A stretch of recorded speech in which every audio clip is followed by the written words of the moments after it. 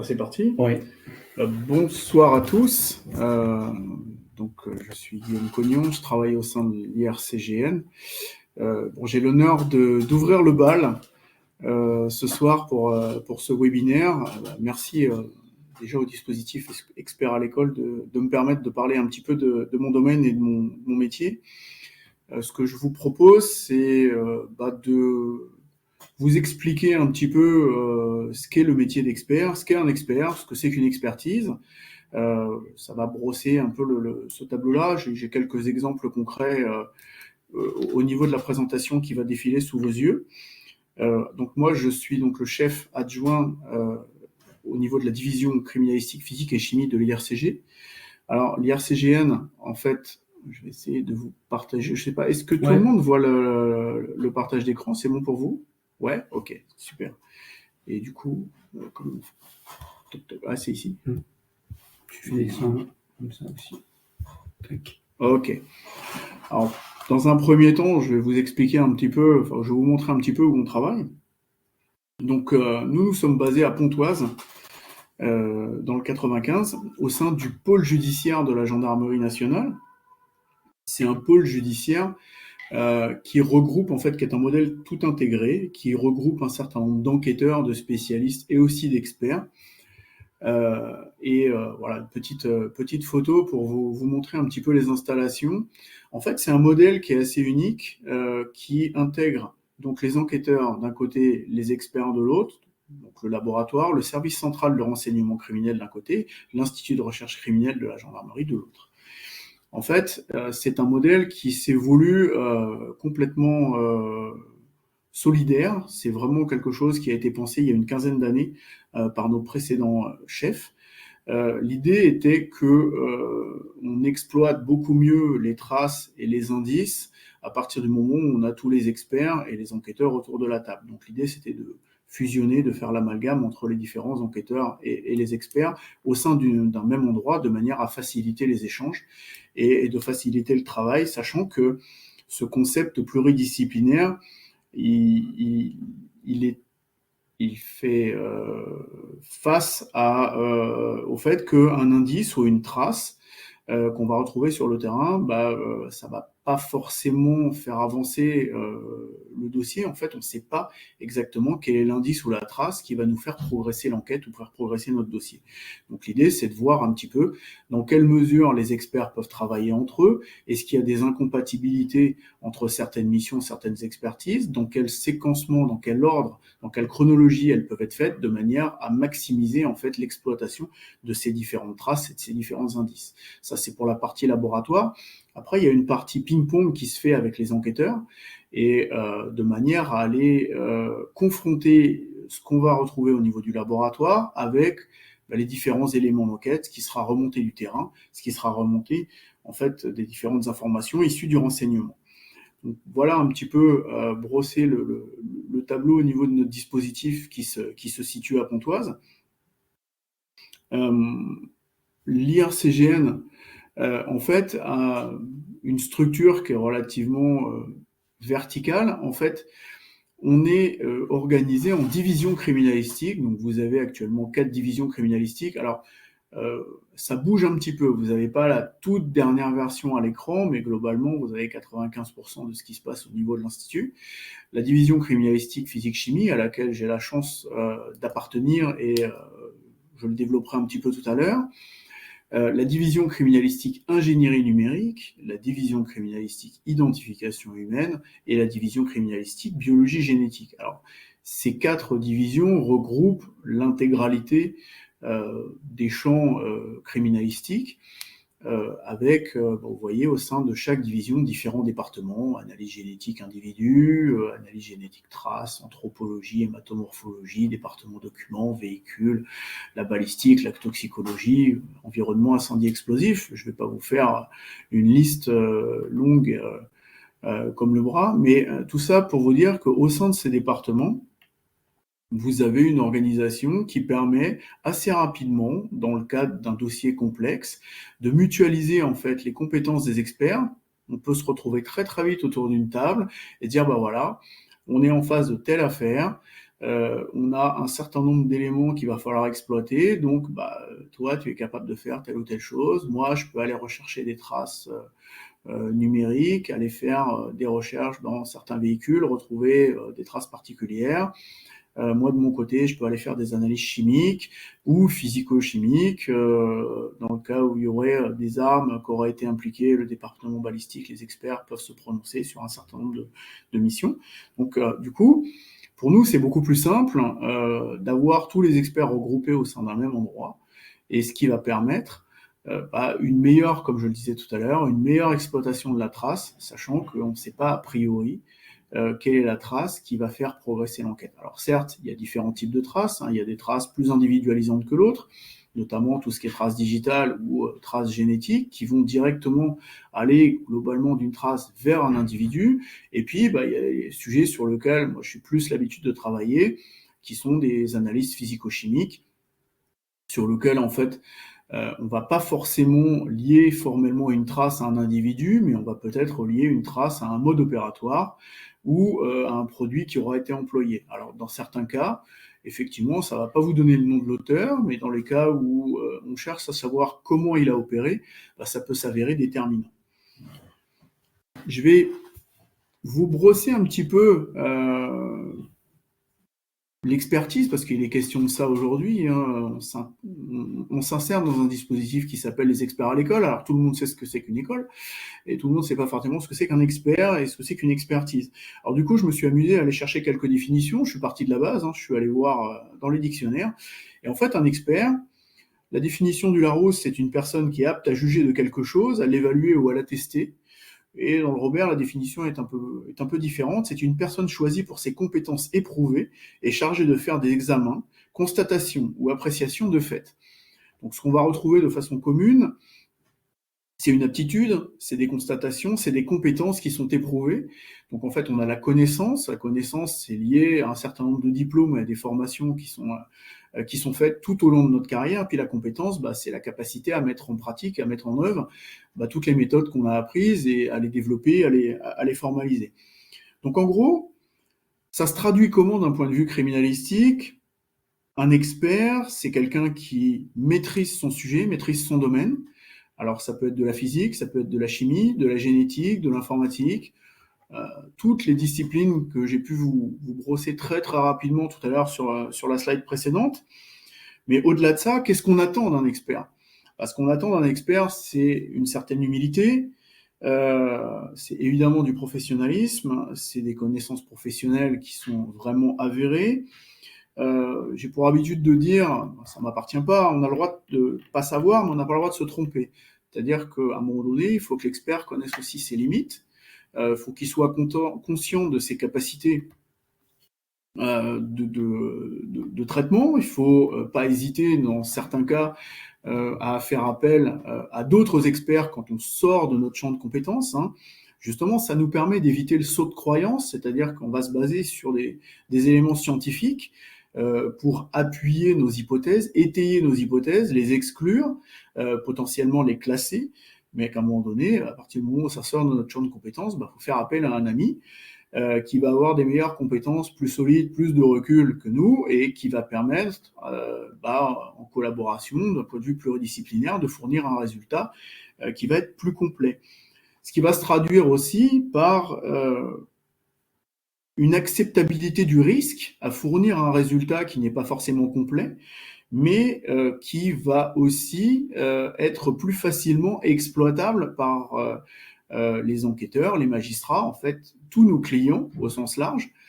Donc ça, c'est très très important, cette acceptabilité du risque, parce qu'à partir du moment où on ne se met pas au niveau de nos interlocuteurs, on n'explique pas concrètement comment ça se passe, on va perdre nos interlocuteurs, le message va mal passer ou pas passer, et du coup, on va avoir un résultat qui peut-être est scientifiquement un petit peu plus juste, mais qui va être beaucoup moins exploitable et beaucoup moins utile.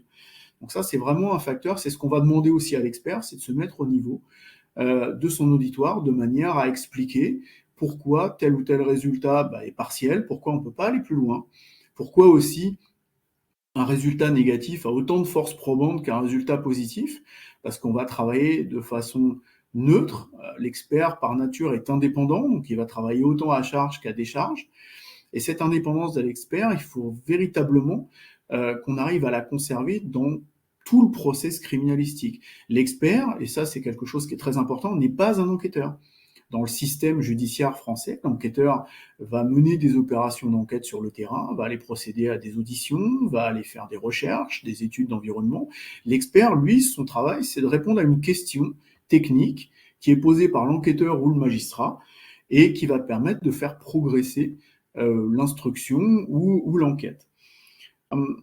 Donc vous l'aurez compris, et c'est ce qui rejoint aussi l'opération expert à l'école, il y a de la transmission du savoir, il y a de la pédagogie et de l'adaptation à l'auditoire, et c'est un petit peu un parallélisme des formes qu'on va avoir et qu'on va retrouver au niveau de l'opération expert à l'école, parce que nous, on va se servir des sciences, on va se servir de notre background pour expliquer aussi aux jeunes que la science, elle n'est pas là juste pour faire joli, elle est là pour expliquer un certain nombre de phénomènes, et tous ces phénomènes qu'on essaye d'expliquer dans nos dossiers criminalistiques et nos affaires d'expertise, nos dossiers d'expertise, on va essayer de le transposer un petit peu à l'école. C'est pour ça qu'on va partir de l'expertise au laboratoire et qu'on va aller un petit peu sur l'école. Donc concrètement, l'expertise, ça va répondre, comme je le disais, à un certain nombre de questions. Alors les questions, elles vont se poser à différents endroits. Elles vont se poser déjà sur le terrain. Ça se traduit en criminalistique par des opérations de police technique et scientifique. Alors là, cette photo, elle est un petit peu vintage, mais je l'aime bien parce qu'elle résume un petit peu la situation. Là, je suis expert en incendie, donc pour le coup, je me retrouve sur un incendie.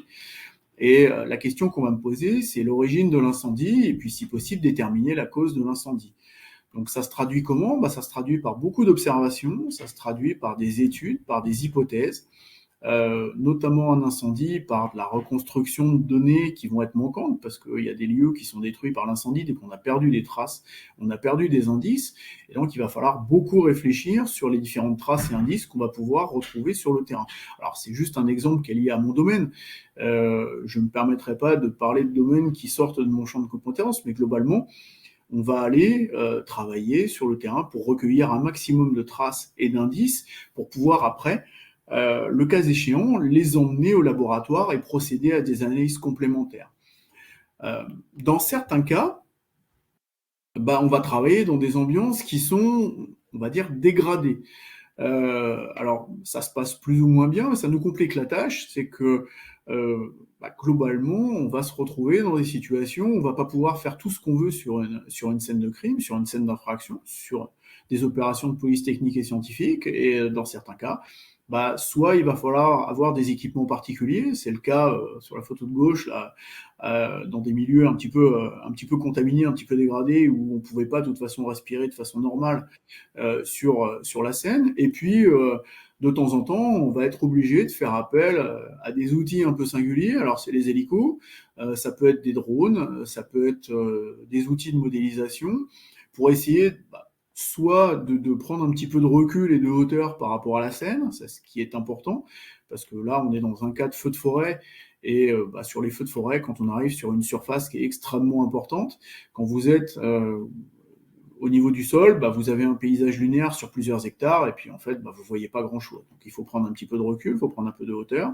Là, c'est ce qui s'est passé à l'occasion d'une expertise qu'on a pu mener en territoire ultramarin, et sur lequel on avait absolument besoin de l'hélicoptère pour se rendre compte de l'ampleur des dégâts, et surtout ce qui nous facilite la tâche sur la localisation de l'origine géographique de l'incendie.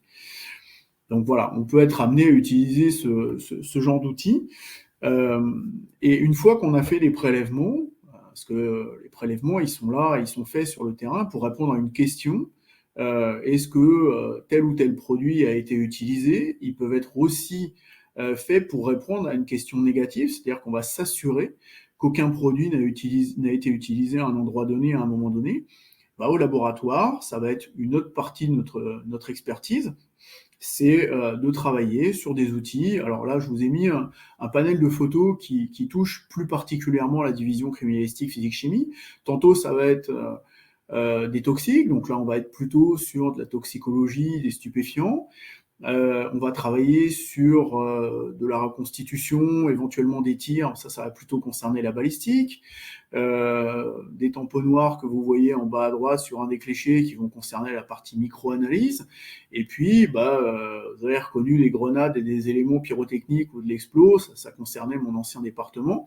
Et puis, ce que vous voyez, le petit écran que vous voyez en haut, au milieu de la slide, c'est un appareil de chromatographie. Alors, on fait de la chimie analytique, donc on va utiliser effectivement des appareils de chromatographie, de spectrométrie, de manière à séparer les constituants, les différents constituants de mélange, pour après les identifier, et puis travailler sur soit la toxicité de certains produits, soit la mise en évidence de certains produits qui n'ont rien à faire sur la scène de crime. Et pour répondre à la question, soit c'est de la comparaison d'un produit de référence avec un produit de question, soit c'est une identification d'un produit qui n'aurait rien à faire sur la scène.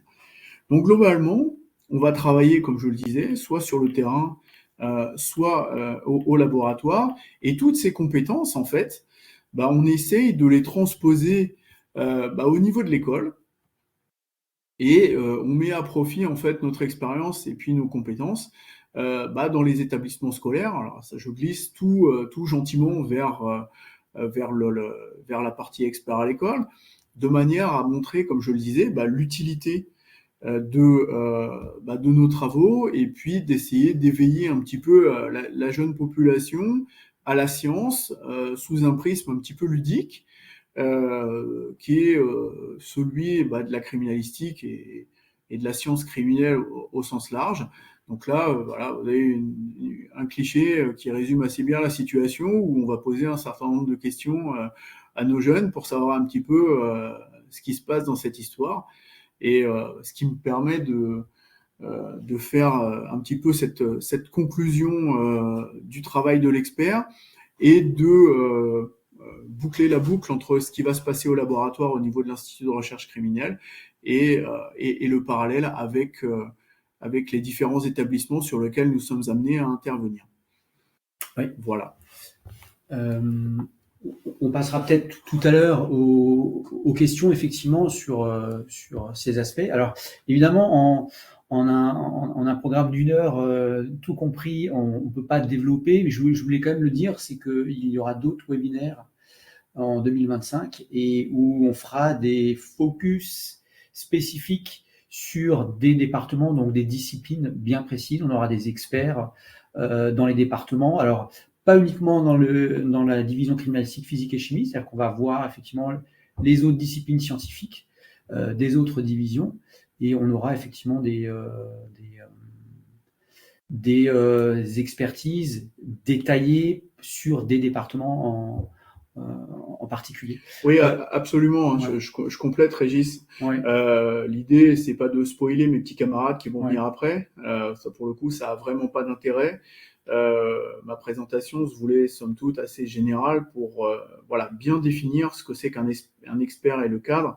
Et évidemment, je laisserai mes camarades des différentes divisions, que ce soit la biologie génétique, l'identification humaine, évidemment la division criminalistique, physique-chimie, mais aussi l'ingénierie numérique, qui est d'actualité aussi en ce moment, avec tout ce qui se passe dans le domaine cyber, notamment, parler un petit peu plus en détail de leur quotidien, de leurs travaux. Alors, il y a aussi quelque chose dont j'ai pas parlé, c'est le côté, alors je l'ai brièvement évoqué, mais c'est les limites de l'expert. Comme je le disais, l'expert, c'est pas un enquêteur.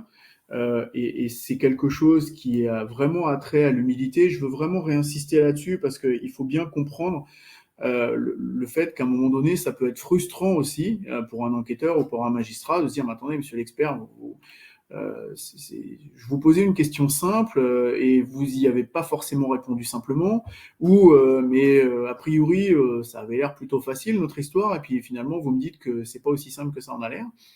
En fait, ça c'est notre quotidien, on est confronté à ce genre de questions, à ce genre de situation. c'est un équilibre qui est relativement délicat entre l'appui de la science, pour pas dire de bêtises, hein, c'est ce que je vous dis, on a le droit de pas savoir, mais on n'a pas le droit de se tromper, surtout au procès pénal, parce que vous pouvez vous retrouver très rapidement dans une situation où vous pouvez relâcher une personne qui est coupable, ou au contraire faire condamner une personne qui est innocente.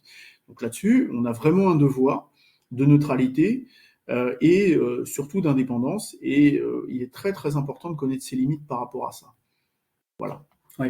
En tout cas, je vous remercie beaucoup de votre attention. Évidemment, je suis à disposition à l'issue de l'ensemble des présentations si vous avez des questions particulières qui sont relatives à l'expert, à l'expertise ou à mon domaine d'activité, évidemment. Ouais. On va passer le relais à Fanny Devoy, qui est donc enseignante notamment du réseau Experts à l'école dans l'Académie de Grenoble. L'idée, je le disais en introduction, effectivement, c'est de mettre un coup de projecteur sur des enseignants, des établissements et les projets qu'ils mettent en œuvre. Je tenais à le dire, effectivement, cette année, le réseau Experts à l'école a beaucoup grandi. On a accueilli en milieu d'année, juste avant l'été, des établissements de l'Académie de Grenoble, justement, 5 établissements qui se sont vus réattribuer des mallettes Experts à l'école.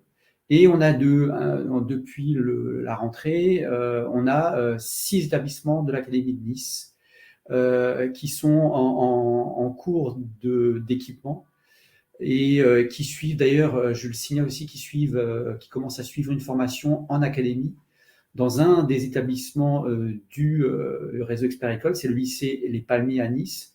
Donc c'est notre collègue Sandrine Joly, qui est professeure de mathématiques et sciences dans ce lycée-là, qui a commencé effectivement les sessions. Je la remercie. Et la formation des enseignants va se poursuivre, et notamment il y aura un rendez-vous dans les laboratoires de l'IRCGN cet hiver, avant effectivement le lancement vraiment des projets avec les élèves dans l'établissement. Alors je vais donner la main à notre collègue Fanny Devoy. Voilà, je vais la définir comme directrice. Voilà Fanny. Voilà. Est-ce que vous voyez mon écran? Nous, on le voit, effectivement. Ok. Ouais. Donc, bonjour à tous. Merci de m'avoir invité à ce webinaire. Je suis ravie de participer donc à la première de la série. Donc, le projet au collège, donc c'est le collège des Dauphins qui est situé en zone rurale. Notre projet s'intitule Petit meurtre au collège des Dauphins. Donc, ce projet a vu le jour grâce à Sciences à l'école. Donc j'ai répondu à un appel à projet, donc c'était en 2016, il y a quelques années maintenant, et le projet avait été sélectionné à l'époque pour être intégré au projet Experts à l'école. Donc j'ai eu la chance de faire une formation d'une semaine à l'IRCGN, d'aller dans les lieux que vous avez vus précédemment à Pontoise, et suite à ça j'ai eu un prêt de matériel, donc la mallette, que j'utilise toujours. Suite à ce stage, j'ai formé l'équipe pédagogique du collège et on a pu se lancer dans la préparation de l'enquête. Donc le projet concerne des classes de 3e, donc 6 classes de 3e, donc c'est une enquête grandeur nature pour tous les élèves, donc environ 150 élèves de 3e, et à la fin de l'enquête, tous les élèves de 4e, donc encore à peu près 150 élèves, voient l'aspect judiciaire et font le procès du coupable présumé. Donc, comment se déroule le projet tout au long de l'année? On commence par un questionnaire de recherche ainsi qu'une visite des gendarmes de la brigade locale qui permettent aux élèves de se mettre en condition pour se préparer à l'analyse et à la découverte de la scène de crime. Une fois que nous avons analysé la scène de crime, les indices récoltés sont étudiés dans différentes matières, intégrés dans les chapitres du programme. Et l'analyse d'un indice est envoyée dans un laboratoire de l'université, donc le laboratoire de chimie moléculaire. On a aussi parfois des indices qui sont analysés par l'IRCGN avec une visioconférence, qui permettent aux élèves de prendre, d'avoir un lien direct avec les experts. Ensuite, la présentation de la résolution de l'enquête est faite lors d'un oral. Le procès suit avec les 4e, et enfin ce projet peut être choisi donc par les élèves à l'oral du DMB, ce qui est plutôt choisi chez nous, parce que j'ai à peu près entre un tiers et la moitié des élèves qui choisissent ce projet pour leur oral de brevet. Fanny, juste une petite remarque. On était toujours sur la première slide, hein, c'est normal. Hein, non, c'est pas normal, j'ai déjà changé au moins 3 slides. Ouais, parce que là, en fait, tu as partagé, tu sais, l'écran PowerPoint, ton écran. Ouais. Alors, je repasse, je vais essayer. Ah, voilà, parce que là, on voit effectivement. Là, c'est bon? Là, ouais. Et on n'est pas en plein écran, hein. On voit, tu sais, ta fenêtre Expert École, ODP, LibreOffice. On n'est pas en diaporama, en fait. Ouais, on n'est pas en diaporama, effectivement. Alors, ce qui est bizarre, parce que moi, je le suis. Je vais peut-être te redonner là, non? Je refais un essai. Hop, je refais juste un essai, voir si ça marche. Là, vous êtes en plein écran? Oui, on est en plein écran. Voilà. Et là, on est sur la slide, le projet. Origine du projet maintenant. Voilà, ça y est. Voilà. Je vois où j'en étais. Donc, le questionnaire de recherche, et les élèves peuvent y répondre grâce à une rencontre avec la brigade de la gendarmerie de la Tour du Pin. Une rencontre aussi avec les pompiers pour voir les premiers secours et comment les pompiers essayent de limiter la pollution de la scène de crime. Et aussi une exposition sur la criminalistique qui a été conçue avec la cellule d'identification criminelle de Grenoble et les amis de la gendarmerie. Donc une exposition qu'on a à demeure au collège. Ensuite, la scène de crime. Donc l'annonce de la découverte de la victime est faite par le chef d'établissement. On a les équipements spécialisés et les élèves sont répartis en différents groupes, différentes équipes.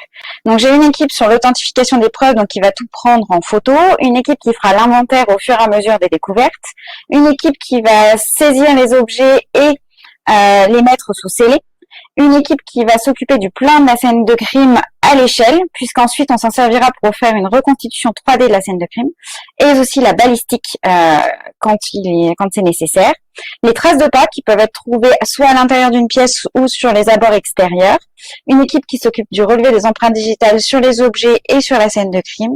Une équipe qui cherche les traces de sang effacées. Et enfin, une dernière qui s'occupera des documents, notamment des faux documents et aussi des comparaisons d'écriture. Donc tous ces ateliers se font sur la scène de crime en parallèle. J'ai à peu près 30 élèves sur la scène de crime pendant 3 heures afin de réaliser la totalité de ces ateliers. Donc chaque équipe de 3 ou 4 va réaliser un seul atelier. Donc l'authentification des preuves pour les photos, l'inventaire afin que les élèves réussissent à tout répertorier, ne pas en oublier et voir un petit peu, avoir une vue globale de la totalité des indices. La saisie des objets avec des vrais faux scellés. Donc après, on voit les différentes techniques de relevé suivant le type d'indice qui est trouvé. Le plan et la balistique, donc là on voit plutôt un côté mathématique puisqu'il y a tout un plan à l'échelle à faire, donc ça leur demande un travail assez certain, notamment toutes les formules mathématiques à revoir au passage. Le moulage des traces des pas, alors on utilise une petite astuce qui est de la pâte dentaire pour avoir un moulage efficace et rapide et pouvoir étudier la trace de pas tout de suite pour remonter à la pointure et à la taille du suspect. Les empreintes digitales, donc avec des Cramlight et la poudre magnétique. Les traces de sang, donc là on utilise la technique du luminol qui va permettre de retrouver toutes les traces de sang effacées. Donc les élèves dans cet atelier doivent étudier la technique chimique et ensuite la mettre en œuvre. Et les comparaisons d'écriture, à la fois écriture manuelle mais aussi comparaison entre une imprimante laser et une imprimante jet d'encre. Voilà. Donc ça permet d'avoir que les élèves aient un travail assez complet, une vue générale de la scène de crime. Tous les ateliers ont été conçus pour avoir une rotation des équipes sur la scène de crime. Les élèves sont répartis en fonction de leurs compétences. Donc en fait, suivant les ateliers, les compétences ne sont pas les mêmes. Et donc tous les élèves sont répartis suivant leurs compétences, adaptées à l'atelier choisi. J'ai aussi créé donc l'organigramme de l'IRCCD, donc l'Institut de recherche criminelle du Collège Les Dauphins, donc qui est inspiré de celui que vous avez vu précédemment et adapté aux différents ateliers. Donc pour pouvoir intégrer toutes les disciplines au projet. Donc on a un département physique-chimie, on a un département ingénierie numérique, identification humaine et relations extérieures qui nous permet d'intégrer l'art plastique et tout ce qui est mathématiques, lettres et langues. Donc les élèves ensuite pour chaque analyse d'indice doivent identifier dans quel département ils se trouvent pour analyser cet indice. Ils doivent rédiger à chaque fois un compte-rendu d'analyse d'indices. Et s'ils ont besoin d'informations complémentaires, par exemple, ils ont retrouvé des empreintes digitales, ils ont besoin de les comparer à celles d'un suspect qu'ils présument, ils doivent faire une demande à la direction pour avoir les informations complémentaires. Donc en fait, toutes les demandes m'arrivent et je vais chercher les indices qui leur permettent d'avancer et dont ils ont besoin pour avancer dans leur enquête. Donc par exemple, une pointure, une taille, afin que tous mes collègues, qui sont généralement suspects, ne soient pas interrogés tous les jours. Donc je centralise toutes les demandes et je leur redonne ensuite en fonction de leurs besoins. Toutes les matières sont impliquées dans le projet. Donc je vais avoir la physique-chimie, la technologie, les langues vivantes, anglais, espagnol, l'art plastique, les sciences et vie de la Terre, le français, les mathématiques, l'EPS et aussi l'EMC dans le cadre du procès. Donc nous avons toutes ces analyses au fur et à mesure de l'année. Donc, on commence à peu près à travailler au mois d'octobre pour finir l'enquête à peu près au mois d'avril pour que les quatrièmes aient le temps de faire leur procès. Donc, en physique-chimie, par exemple, on va faire une chromatographie des liquides trouvés sur la scène de crime pour voir s'il y a du poison ou des médicaments à l'intérieur, si notre victime a été empoisonnée. Nous avons aussi le diamètre d'un cheveu qui permet d'éliminer certains suspects, aussi une mesure de pH dans les verres pour voir si quelque chose a été ajouté dans les différents liquides, l'analyse et la comparaison des empreintes digitales en sciences et vie de la Terre, mais aussi des profils ADN qui ont été bien sûr énormément simplifiés pour que ce soit accessible aux élèves. On a aussi les groupes sanguins qui sont travaillés en classe et qui sont au programme de 3e. En technologie, on va voir du décodage dans l'ordinateur, qui est laissé sur la scène de crime, mais aussi la reconstitution 3D de la scène de crime. En mathématiques, on va s'intéresser à la semelle retrouvée, donc au moulage de l'empreinte de pas. Donc à partir de ça, on retrouve la pointure de notre suspect et ainsi qu'une estimation de la taille du suspect. En langue vivante, on va avoir des visioconférences avec des suspects en anglais. Donc ça peut être par exemple une assistante témoin qui est témoin d'une partie du crime et elle relate aux élèves son témoignage en anglais ou en espagnol. On a aussi des messages vocaux et des SMS retrouvés sur un téléphone portable de la scène de crime. En art plastique, à partir des témoignages faits en langue vivante, les élèves feront le portrait robot de leur suspect.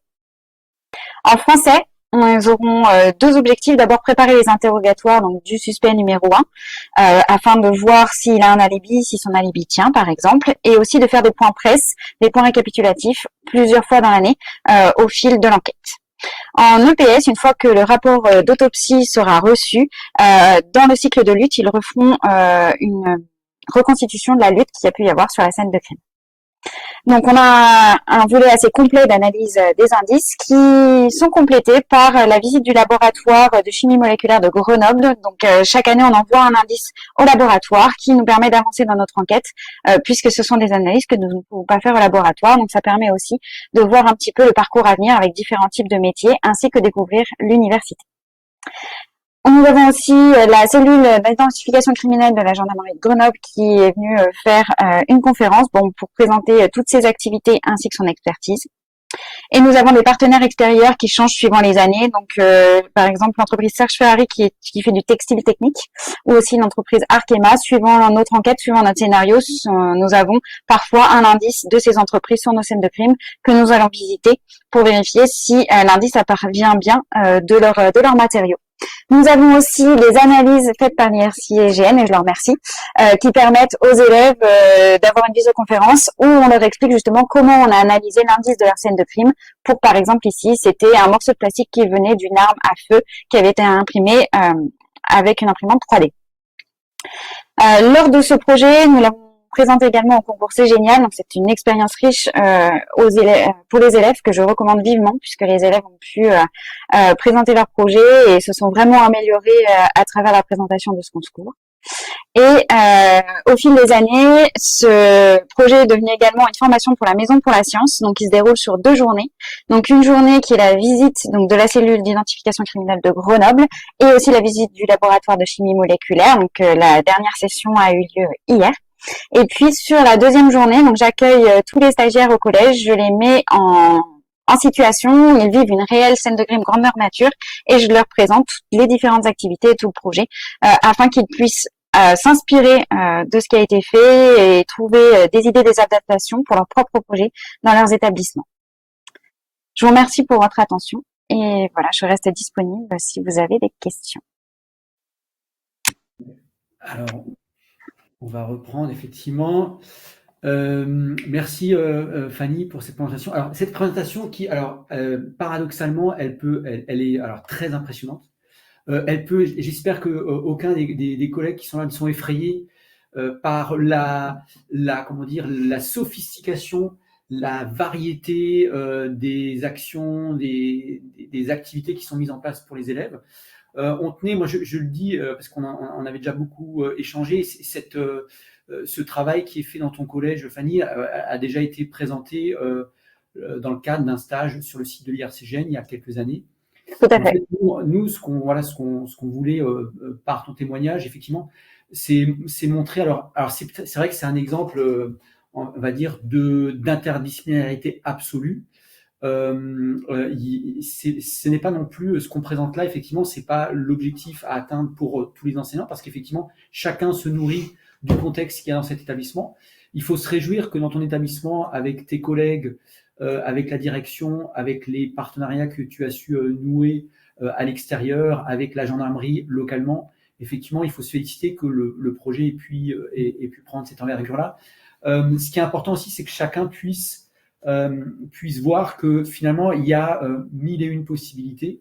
Alors effectivement, dans cet établissement-là, il se trouve que ces possibilités sont quasiment toutes réunies sur un seul et unique projet.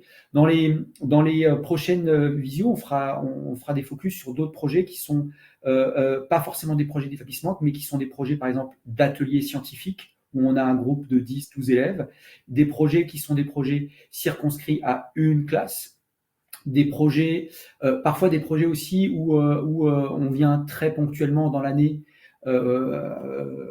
faire des focus pour enrichir le cours. Il y a mille et une possibilités, mais effectivement, ce projet-là, il nous semblait particulièrement intéressant parce que il exploite, on va dire, dans sa totalité, le potentiel de la mallette expert à l'école. Ça, c'est quelque chose de très important. C'est pas une obligation, mais effectivement, il se trouve que là, c'est le cas. Et surtout, je pense que moi, en tant qu'enseignant, ce que j'y vois surtout, c'est la possibilité de fédérer une équipe de collègues, de professeurs. C'est-à-dire que le projet, il est construit pour les élèves, mais d'une certaine façon, il est aussi construit peut-être pour animer et puis créer de l'émulation au sein des enseignants. Est-ce que tu peux peut-être nous expliquer comment tu arrives à convaincre tes collègues, quelle organisation presque quasiment militaire il faut mettre en place pour faire tenir ce projet-là qui s'adresse, je le rappelle, hein, à l'ensemble des classes de troisième. Quelle est la démarche pour convaincre les collègues? Comment ça fonctionne exactement? Alors, déjà, ça fonctionne parce que faut créer une envie. Donc, en fait, vous avez vu que c'est depuis 2016, donc ça fait plusieurs années, et chaque année, il faut qu'on s'amuse à créer un nouveau scénario, puisque les quatrièmes de l'année suivante ont fait le procès de l'histoire en cours, donc forcément, il faut changer le scénario. Donc déjà, c'est un petit peu un cluedo géant à organiser, donc ça déjà, il faut, voilà, on faut se prendre au jeu, donc ça aide les collègues à avoir un petit peu d'intérêt, puisqu'il faut créer une intrigue, donc c'est la partie amusante. Et puis, au fil des années, il me faut un coupable, et le coupable est toujours un de mes collègues. Et donc du coup, maintenant, c'est la queue, est-ce que c'est mon tour? Est-ce que j'ai le droit cette année? C'est bon, c'est moi qui suis le coupable. Donc j'aimerais que cet attrait-là, aide à avoir une émulsion. Et puis c'est aussi un investissement. Le plus gros investissement était au démarrage pour construire toutes les activités d'analyse des indices. Mais après, une technique d'analyse reste la même d'une année sur l'autre. L'indice peut changer, mais la technique, un liquide va toujours s'analyser de la même façon. Donc du coup, l'investissement est surtout la première année, et après on réinvestit tout le travail déjà fait sur les nouvelles enquêtes. Donc au fil des années, on a eu de moins en moins en fait d'investissement en prérequis, mais le plus gros a été fait la première année. Bien sûr, on est venu enrichir au fil des années. Le projet que je vous présente là n'a pas été fait d'un bloc en une fois, mais tous les partenaires sont venus au fil des années. Mais c'est vrai que ce côté un petit peu enquête et scénario aide à l'émulsion du groupe. Oui, précisément pour aller par exemple chercher la BTA, la Brigade territoriale autonome de la Tour du Pin. Comment ça s'est passé? Est-ce que c'est le chef d'établissement? C'est toi? Alors, pour faire le lien avec la brigade, en fait, je suis partie du référent, puisque chaque établissement, normalement, en tout cas en zone rurale, on a un référent gendarmerie. Donc je suis passée par là, je les ai contactés, je leur ai présenté nos idées, je leur ai présenté la mallette. Et là, d'un coup, la mallette aussi a fait son effet. Ils ont vu que voilà, c'était un projet sérieux où on avait un réel investissement de l'équipe pédagogique et ils ont voulu se faire partie de l'aventure. Et chaque année, on a deux gendarmes qui viennent avec aussi un peu de leur matériel pour qu'ils montrent un petit peu ce qu'ils ont sur le terrain et faire des démonstrations aux élèves et aussi présenter tous les aspects de leur métier, pas que celui-là. Ouais. Et je dois le dire, parce que là, tu l'as pas montré, mais en réalité, il y a une quantité hallucinante d'articles de presse, puisque enfin, quasiment chaque année, je crois qu'il y a la presse locale qui vient prendre des photos. Je le disais d'ailleurs, je le rappelle, c'est que on a sur notre site, sur les pages experts à l'école, on a une rubrique ressources pédagogiques et notamment il y a un focus sur ce que tu dis et notamment je le dis aussi, tu as un Geniali en fait qui permet aux élèves de classer les traces, les indices et de centraliser finalement l'avancée du travail. Et c'est un Oui. outil très important. Tu peux nous en dire peut-être un mot sur ce... Alors, c'est pas tout à fait un Geniali, c'est un digipad ou un Padlet. Voilà, il y a plein de supports qui sont semblables. Donc, en fait, chaque équipe de la scène de crime doit remplir à la fin des 3 heures d'analyse, répertorier tous les indices qu'il a trouvés. Comme ça, toute la classe a l'intégralité des indices et ça permet de servir de support tout au long de l'année. Ils peuvent aller le voir de chez eux, mais aussi au collège, pour pouvoir avancer dans leur enquête. Et ils viennent ajouter à chaque fois les analyses faites en classe à ce support. Donc on a comme ça un partage d'informations sur la classe. Si un élève a trouvé un indice déterminant, ça permet de le partager à toute la classe et d'aider les élèves en difficulté. Et généralement, sur ce type de projet, j'ai des élèves en décrochage qui du coup raccrochent au fil de l'enquête puisqu'ils sont obligés de travailler dans toutes les disciplines de l'enquête, sinon ils ne peuvent pas arriver au coupable. Et comme ils veulent leur coupable, ça permet de raccrocher les élèves un petit peu en décrochage et de leur montrer, et ça aussi à tous les élèves, que toutes les disciplines sont utiles et pas une plus qu'une autre, puisque sans un indice d'une matière, le coupable ne sera pas trouvé. Ouais. Comment est-ce que les élèves perçoivent les rencontres, les échanges avec les gendarmes quand ils viennent spécifiquement en classe? Comment c'est perçu, comment c'est appréhendé?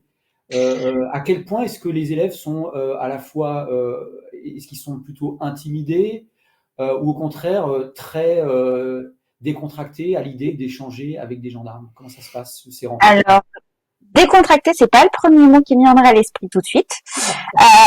J'en ai plutôt des stressés au début parce que c'est pas l'image qu'ils ont du métier forcément suivant leur conception et les préjugés qu'ils peuvent avoir. Donc du coup, au début, c'est plutôt ils sont plutôt calmes, ils sont plutôt dans l'observation et au fil de la discussion, ils s'ouvrent et ils arrivent à poser des questions concrètes et généralement, ils changent leur regard sur le métier. Je trouve que c'est assez prenant à la fois dans les rencontres, alors surtout dans les rencontres en présentiel, parce que le présentiel, bien sûr, est primordial, mais aussi en visioconférence, puisque ils voient la différence entre les brigades de terrain et aussi les brigades qui sont plutôt en laboratoire. Et donc, c'est des aspects du métier de gendarme qu'ils ne connaissaient pas forcément. Si je peux rebondir sur le sujet, effectivement, moi je suis de l'autre côté de la barrière et ça rejoint complètement ce que tu dis, c'est-à-dire qu'il y a toujours ce quart d'heure pénible quand on arrive sur site, qu'on voit un petit peu moins quand même en distanciel parce que c'est généralement un petit peu plus dissipé, mais en présentiel, effectivement, il y a ce quart d'heure pénible qui se dissipe assez vite au fur et à mesure que les élèves ou que l'auditoire s'aperçoit que finalement on est plutôt des gens normaux en fait et qu'il n'y a pas de raison, il n'y a pas de raison particulière pour avoir un a priori, enfin, pour conserver cet a priori négatif. Et on le voit bien entre le début et la fin d'une intervention avec le nombre de mains qui se lèvent et le nombre de questions qui augmente au fur et à mesure. Et ce qui partait d'un état plutôt calme finit plutôt par les profs qui disent non, mais là, on a dépassé le temps, là, il va falloir s'arrêter. Alors, il y a une petite frustration à la fin, mais effectivement, ça rejoint complètement passer ce quart d'heure pénible, ça se passe plutôt très très bien. Oui, je confirme, c'est vraiment ça. Alors, moi, j'ai une question au colonel. Est-ce que là, le fait de finalement de travailler la criminalistique avec des élèves jeunes, on est des jeunes adolescents, est-ce qu'il n'y a pas un risque de faire de la vulgarisation à outrance, c'est-à-dire à simplifier à l'extrême, voire à dire des contre-vérités? Ou alors est-ce que ça vaut le coup finalement de le faire, même si effectivement Fanny Levoix nous l'a montré, elle est obligée parfois de simplifier, parce qu'effectivement, on est en troisième, on n'est pas encore, on est sur des élèves qui sont sur des notions en phase d'apprentissage. Et comment est-ce que vous voyez ça? Est-ce qu'il n'y a pas un risque, on va dire, de tomber dans la simplification scientifique à outrance? Ou alors il faut l'accueillir finalement positivement, même si effectivement il y a un peu de raccourci? Alors, c'est vrai que chacun son métier. Moi, je suis pas professeur. Maintenant, je pars quand même du principe que, pour reprendre, je veux pas paraphraser Paul Valéry qui disait que tout ce qui est simple est faux et tout ce qui ne l'est pas est inutilisable. Mais c'est un petit peu ça quand même. On a ce devoir, alors c'est un petit peu dans les gènes de l'expert, hein, ça, d'essayer de simplifier le plus possible, ou du moins de s'adapter à l'auditoire, de manière à ce que le discours ou le message qu'on veut faire passer soit compréhensible. Alors, nécessairement, si on commence à parler d'équations dans tous les sens sur de la chromatographie, on va rapidement perdre l'auditoire. Mais en fait, on est confronté au même problème dans le cadre d'une session d'assises où on est amené à défendre notre dossier d'expertise devant des jurés dont certains ne connaissent rien du tout à notre thématique ou à notre discipline. Donc, pour le coup, on est assez rompu à l'exercice, mais c'est toujours un équilibre qui est délicat. Il faut qu'il y ait suffisamment de science pour que on puisse étayer notre raisonnement, et d'un autre côté, il faut quand même pouvoir le vulgariser, faute de quoi, de toute façon, on va parler dans le vide. Et alors, je dirais que par rapport à l'école, ça a peut-être un petit peu moins d'impact, mais dans une session d'assises, dans le meilleur des cas, on va se retrouver avec des gens qui vont rien comprendre. Dans le pire des cas, on va se retrouver avec des gens qui vont comprendre complètement de travers et qui vont avoir un jugement complètement faussé parce qu'on n'a pas été capable de se mettre au diapason, tout simplement. Oui. Alors, juste pour rebondir un peu sur quelques-unes des questions qui sont posées, effectivement, je vois que Fanny Levoix y a répondu. Effectivement, on peut se poser la question, mais est-ce que ça, c'est vraiment pour les 150 élèves de troisième? La réponse est oui. C'est-à-dire que le programme complet, il est délivré, donc même y compris la découverte de scène de crime, la scène de crime. Alors, évidemment, c'est un travail d'équipe, c'est-à-dire qu'il y a plusieurs professeurs dans chaque discipline. En tout cas, voilà, tu n'es pas toute seule, effectivement, à faire toutes les activités, sinon c'est évidemment impensable. Il faut le souligner, c'est un projet qui est quand même porté par l'établissement, par la direction, parce qu'effectivement, ça demande une organisation et une adaptation, on va dire, un peu des emplois du temps, en partie, pour permettre aux élèves à la fois des sorties, mais également d'accueillir les gendarmes et de construire le projet. Mais effectivement, il y a ce qu'on montre là, ce projet-là, effectivement, en fait, il n'y a pas d'esbrouf. C'est ça qui est, c'est que le programme entier, il est délivré pour l'ensemble des élèves de collège. Et c'est un programme qui s'étale sur toute l'année. Hein. C'est-à-dire, c'est pas un jour comme ça, on fait tout en un jour. C'est réparti dans l'année. C'est un vrai travail d'organisation parce qu'effectivement, il faut notamment, moi je suis professeur de physique-chimie aussi, effectivement en collège, vu le volume horaire hebdomadaire, il faut trouver le temps effectivement pour que les apprentissages au long cours du programme ne soient pas écrasés par ce projet-là. Mais vous le voyez bien, l'argument du projet aussi, c'est d'aborder les notions des programmes au travers de ce projet. C'est-à-dire que ce projet-là, c'est pas un projet décoratif, c'est un projet qui explore les programmes dans leur diversité. Les enseignants des différentes matières y trouvent finalement leur compte. Je voulais aussi répondre à la collègue qui enseigne près de Pontoise. Et je voulais dire qu'actuellement, on n'est pas en phase d'appel à candidature nationale. On a effectivement transmis des mallettes au long cours en s'appuyant sur on va dire, sur les synergies. Je le dis clairement, à Grenoble, effectivement, Fanny a proposé, via la Maison pour la Science, Elle a proposé effectivement une formation à la criminalistique depuis déjà 3 années, je crois. Et en fait, on a exploité finalement cette synergie qui est là pour lancer un appel à candidature l'hiver dernier dans l'Académie de Grenoble, où on a reçu, je le dis, hein, on a reçu 30 candidatures pour seulement 5 mallettes qui étaient disponibles. Mais on a fait le choix de cette académie-là parce qu'effectivement, il y a on va dire, une expertise pédagogique d'une enseignante. Il y a aussi, effectivement, ces établissements étaient tous soutenus par des unités de gendarmerie. Tout à l'heure, tu parlais de la cellule d'identification criminelle. Il faut les remercier parce qu'effectivement, c'est un appui très important. Aujourd'hui, on ne conçoit pas, effectivement, on ne conçoit plus de construire des projets sur la criminalistique en laissant les enseignants seuls dans la criminalistique. On encourage.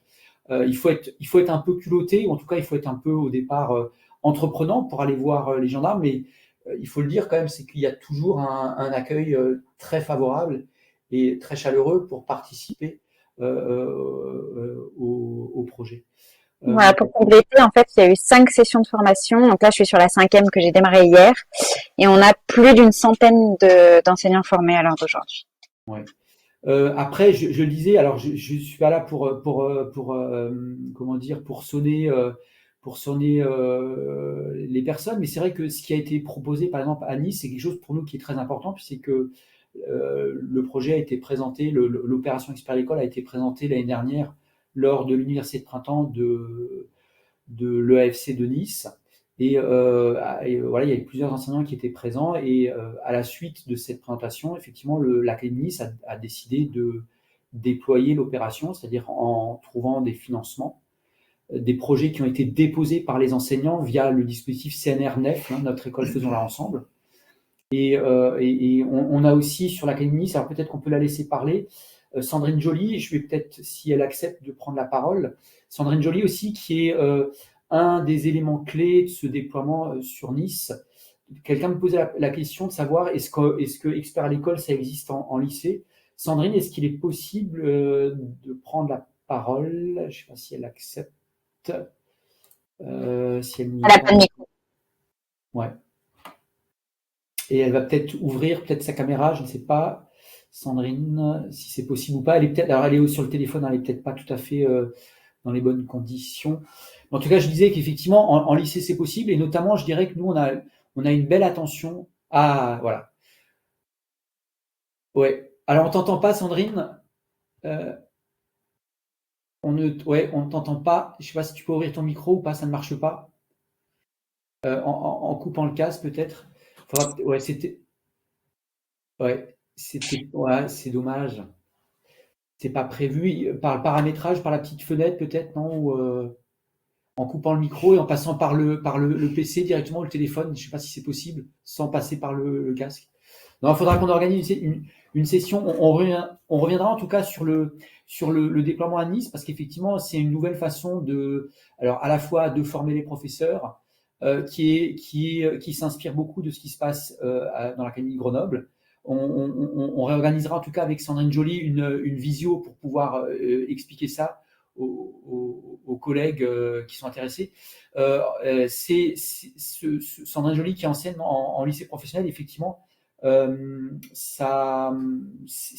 y a un intérêt particulier parce qu'effectivement, ce sont des élèves qui sont sur le bac professionnel, métier de la sécurité, donc pour lequel travailler sur un projet de ce type-là, c'est totalement pertinent. Et voilà, d'ailleurs, dans l'Académie de Nice, il y a un autre lycée professionnel qui a été équipé, qui est en cours d'équipement cette année. Est-ce qu'il y a des personnes peut-être qui souhaitent prendre la parole? On peut peut-être laisser à l'un ou l'autre d'entre vous qui souhaitent prendre la parole pour peut-être poser une question. Sandrine, je suis désolé, hein, ça marche pas, mais il faudra qu'on se cale pour que tu puisses de ton côté aussi présenter le travail qui est fait. Je pense qu'on reviendra particulièrement lorsque le déploiement sur Nice aura pris totalement son envol, parce qu'effectivement là, les établissements sont en cours d'équipement. Il y a déjà des sessions de formation qui ont été organisées au lycée Les Palmiers, je ne dis pas de bêtises, et ça va continuer. Les professeurs vont venir à l'IRCGN, donc on a hâte de vous montrer, surtout quand les projets vont se lancer vraiment dans l'établissement, on a hâte de vous montrer ce qui est fait sur l'Académie de Nice, parce que c'est une nouvelle façon aussi pour l'opération de se développer en s'appuyant sur l'expertise justement à la fois des enseignants et aussi les parrainages d'unités de gendarmerie localement sur Nice, de la même façon que ça se passe dans ton collège, Fanny. Est-ce qu'il y a quelqu'un peut-être qui souhaite prendre la parole? Alors, j'entends peut-être, je lis les réponses sur le chat qui sont posées. Alors, pour l'instant, nous, on n'a pas encore de déploiement coordonné. Je sais qu'il y a beaucoup de demandes, effectivement. Est-ce que vous déployez sur l'académie? Alors là, je vois en Bretagne, sur l'académie de Rennes ou pas. Malheureusement, on n'est pas. Alors, c'est vrai que le déploiement qui a été sur Nice, c'est un déploiement d'ampleur qui a été vraiment coordonné avec l'académie de Nice. Pour l'instant, sur les autres académies, on n'est pas. Jusqu'à présent, on a toujours lancé des appels à candidatures nationaux ou alors on a rééquipé de manière très ponctuelle en fonction des projets qui nous sont proposés par des candidatures, on va dire, spontanées. C'est très difficile parce que on a un stock de mallettes sciences à l'école qu'il faut alors contrôler, réattribuer, récupérer lorsque certains établissements quittent l'opération. Et ensuite, il y a une logistique effectivement pour réattribuer et réenvoyer dans les établissements. Moi, ce qui est sûr, c'est que je prends note des personnes qui nous contactent. Je les ai dans notre base d'informations et voilà. Soyez patients un petit peu. Parce que nous aussi, on espère effectivement qu'il puisse y avoir d'autres déploiements. Alors, je ne sais pas s'il y en a certains d'entre eux qui veulent prendre la parole. Si ce n'est pas le cas, on va peut-être en rester là. Je tenais peut-être à terminer en reprenant la main sur la présentation. Alors,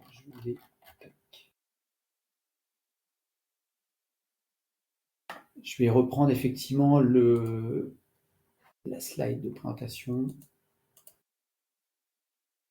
Je ne sais pas si tout le monde voit la slide. Vous la voyez nouveau? C'est l'écran avec la feuille Académie Grenoble. Hein. Tout le monde voit ça? C'est bien ça, ouais.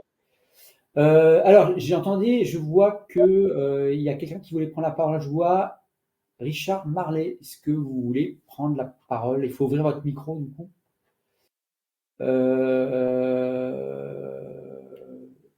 Non, je ne sais pas si quelqu'un qui prend la parole. S'il y a quelqu'un qui souhaite prendre la parole, il faut se manifester peut-être dans le chat en me disant s'il y a un souci ou pas. Non, on va... Ah, Richard Marlet, vous prenez la parole, on ne vous entend pas. Pour les prochaines visios, je donne un indice quand même, c'est que effectivement les casques, en fait, c'est à double tranchant. Dans vos oreilles, il y a une qualité de son extraordinaire, mais parfois dans le paramétrage, les cartes son qui sont rattachées à l'utilisation de la visio, les casques ne sont pas toujours pris, surtout quand c'est des casques micro, ils ne sont pas toujours pris en compte. Et je vous invite pour tous ceux qui sont là, il faut au moment où vous prenez la visio, il faut faire les tests. Hein. Je ne sais pas si vous avez eu le test au moment de la prise en compte. Une question sur le contenu de la mallette. Ouais, le contenu de la mallette, vous allez le trouver. Alors, vous allez le trouver sur notre site web. Puisque je partageais les slides, on va peut-être un petit peu teaser sur la suite. Parce que la suite du programme, en fait, est déjà avancée. Effectivement, au mois de janvier, nous aurons un nouveau webinaire avec de nouveau, alors ce fonctionnement effectivement double, à la fois le témoignage d'un expert, la gendarmerie scientifique. Là, en l'occurrence, ça sera le major Stéphane Martinez-Raposo, qui est expert au département de microanalyse. L'unité d'expertise trace de transfert. Donc là, vous aurez un focus très détaillé. Effectivement, aujourd'hui, le colonel Cognon nous a fait une introduction générale sur c'était l'objectif, hein, c'était ce qu'on s'est dit, c'était une introduction à la notion d'expertise criminalistique. Et là, à partir du mois de janvier, on aura des focus très détaillés. Alors là, pour commencer, sur un département de la division criminalistique physique et chimie, il y en aura d'autres, notamment sur l'identification humaine et la biologie génétique. On n'a pas encore tout calé. Le QR code qui est là vous permet d'accéder à la page de présentation expert à l'école où vous trouverez toutes les informations, notamment sur le contenu de la mallette. Il y a des liens qui sont cliquables. Et Lors de ce webinaire du 22 janvier, nous aurons un deuxième témoignage, donc également d'une enseignante, que Fanny Devoix connaît peut-être. Je ne sais plus si c'était dans cette session-là de formation à l'IRCGN que vous étiez en train, je ne me rappelle plus. C'est Christelle Jacquemin, qui est professeure de SVT, qui est formatrice aux usages du numérique à la DRAN de Nancy-Metz, et qui, elle, effectivement, travaille en fait sur un projet très différent, puisque c'est un projet en fait qui est construit par une classe, mais qui permet en fait d'accueillir en fait les futurs élèves de 6e du collège. C'est-à-dire que c'est un projet qui vient en soutien au renfort, à la liaison école-collège dans son lycée. Et sans dévoiler un peu le contenu, c'est qu'elle travaille en fait sur un escape game qui est proposé lors d'une journée porte ouverte à l'ensemble des élèves qui vont entrer dans le collège au mois de septembre. Donc c'est présenté toujours en fin d'année. Et cet escape game, évidemment, en fait, c'est un escape game qui est thématisé, qui est nourri, qui explore les enjeux de la criminalistique. C'est-à-dire qu'en fait, les élèves, pendant toute l'année, ils travaillent avec leurs professeurs à la préparation de cet escape game. Ils se transforment en véritables experts en criminalistique. Et d'ailleurs, je crois me rappeler que cette collègue-là, comme Fanny Devoix, elle travaille aussi avec l'IRCGN, notamment en visio. Je crois c'est la plus ancienne. Oui, ouais. Absolument. Ouais. Et elle était en échange avec, je crois aussi, une experte de la division criminalistique biologie génétique, une experte en empreinte génétique. Absolument. En appui pour aider à la préparation de son escape game, qui est assez spectaculaire aussi à voir, parce qu'il y a une vidéo qui est tournée, et c'est très intéressant parce que c'est une porte d'entrée pour les futurs élèves dans le collège, et ils découvrent leur collège, les différentes salles de leur collège, en naviguant à travers des ateliers scientifiques. Et ils mènent une véritable petite enquête. Donc c'est très valorisant pour l'opération aussi, finalement, pour les enjeux qui s'y jouent. Et voilà. On va peut-être mettre fin. Fanny, est-ce que tu as un dernier mot peut-être à dire pour clôturer, avant que je laisse la parole dans un collègue Cognon? Est-ce que tu veux rajouter quelque chose? Eh ben, merci à l'IRCGN et puis à Experts à l'école d'avoir permis que cette aventure voie le jour et qu'elle continue aujourd'hui et qu'elle se développe. Parce que je pense que c'est une vraie chance pour les élèves, quel que soit leur niveau. Donc, je l'ai vu au fil des années et c'est pour ça que je suis toujours là et que je compte bien continuer. Merci beaucoup. Ouais. Mon colonel? Merci à tous pour votre attention. Et puis, nous, de notre côté, on lâche rien non plus. Donc, on sera de la partie pour essayer de vous assister au mieux dans vos opérations respectives. Alors, effectivement, ce qu'on a vu ce soir est assez hors du commun sur la densité et la complexité de l'opération. Il y a des opérations qui peuvent être menées aussi de façon plus thématique et plus simple. Donc, voilà, nous, on est de la partie et comme je vous le disais, on lâchera rien. Ouais, n'hésitez pas à aller sur le site. Bon, le QR code qui vous est donné là, qui vous mène à la page présentation expert à l'école. Je reprendrai contact avec vous pour vous donner quelques informations, notamment. Alors, je le disais, il n'y a pas dans l'immédiat d'appel à candidature pour solliciter les personnes qui sont intéressées. Mais par contre, je vais vous donner des informations et vous pourrez revenir en contact avec moi pour me transmettre vos envies, que je les agglomère sur notre tableau où on a eu un petit aperçu des projets qui sont possibles et qui sont souhaités dans certains établissements pour qu'on puisse aussi affiner éventuellement nos appels à candidature. Vous pouvez déjà vous inscrire pour le prochain webinaire du 22 janvier. Donc, vous allez sur la page présentation expert école, vous scrollez un peu vers le bas. Elle est pas tout de suite sur la première section. Et vous avez déjà la possibilité de vous inscrire comme pour cette fois. Voilà. En tout cas, merci à toutes et à tous. Et on espère vous retrouver peut-être très nombreux. Il y a quelqu'un qui voulait poser une question là. Alors, si vous voulez poser la question, en fait, vous pouvez ouvrir vos micros. Parce qu'il me semble que... Attendez, je vais vérifier. Non, j'ai pas rendu silencieux. Donc, j'ai vu quelqu'un là qui avait levé la main, qui souhaitait prendre la parole. Donc, si vous voulez prendre la parole, il faut ouvrir le micro et je ne sais pas. Ou alors, on va s'arrêter. Non, je crois qu'on va s'arrêter là. Et je reste en contact avec vous. Je vous envoie des informations. On essaiera de mettre en ligne aussi la vidéo du webinaire pour celles et ceux. Et puis, on pourra éventuellement, on verra avec Fanny Devoise s'il y a des demandes d'informations sur le projet pour voir comment on peut y répondre, sur peut-être des éléments aussi de ressources pédagogiques, certaines d'entre elles qui peuvent éventuellement être partagées. On verra ça plus tard. Voilà. Donc, je vous dis... Voilà, merci beaucoup à toutes et tous.